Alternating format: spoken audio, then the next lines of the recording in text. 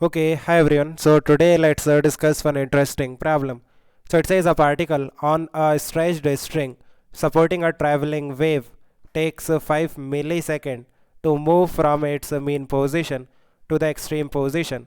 The distance between two consecutive particles which are at their mean positions is 2 centimeter. Find the frequency, the wavelength and the wave speed. Fine. सो इस तरह से हमारे पास एक string है and इस string में हमारे पास एक ट्रैवलिंग वेव है.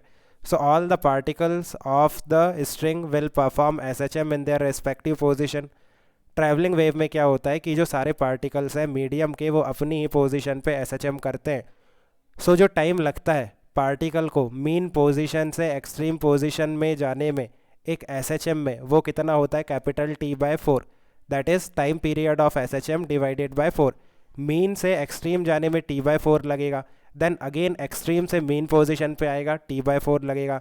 देन मीन से जो नेगेटिव डायरेक्शन में एक्सट्रीम है वहाँ पे जाएगा टी बाय फोर पे. और फिर नेगेटिव एक्सट्रीम से अगेन मीन पे आएगा टी बाय फोर टाइम पे. सो इस तरह से टोटल जो टी टाइम होता है टाइम पीरियड वो होता है. सो मीन से जो एक्सट्रीम तक जाने में टाइम है that is capital T by four. That is given 5 millisecond. So यहाँ से you can find out the time period of S H M that will be 20 millisecond. Right? What else is given? The distance between two consecutive particles which are at their mean position. सो देखो ये जो particle है ये अपनी mean position पे है, जो next particle अपनी मीन पोजीशन पे है दिस वन. सो इनके बीच में जो डिस्टेंस होगा that is simply lambda by two. That is wavelength divided by two. जो पार्टिकल अपनी मीन पोजीशन पे होगा यू कैन से वो नोड होगा, है ना. सो नोड दो कॉन्सिक्यूटिव नोड के बीच में जो डिस्टेंस है that is wavelength by two. That is given 2 centimetre. So यहाँ से वेवलेंथ आ जाएगा 4 सेंटीमीटर. नाउ क्या पूछा है, फाइंड द फ्रीक्वेंसी. फ्रीक्वेंसी कैसे फाइंड आउट करेंगे. If you know time period आपको पता है 20 इंटू 10⁻³ है ना. सो टाइम पीरियड हमें पता है देन फ्रीक्वेंसी इज़ 1/टाइम period. So it will be simply 1/20 into 10⁻³ so ये ऊपर चला जाएगा 1000 हो जाएगा. So it will be 50 hertz.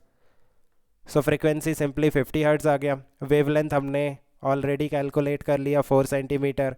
And the wave speed is simply wavelength divided by time period. So that will be 4 divided by time period कितना था 20 मिली second. सो 20 × 10⁻³ second. और ये जो 4 है इसे भी हम मीटर में कन्वर्ट कर देते हैं. सो 4 × 10⁻² सेंटीमीटर था, 4 सेंटीमीटर है. So 4 × 10⁻² metre. So this will be in metre per second. So check करो कितना आएगा 40/20. This will be 2 metre per second.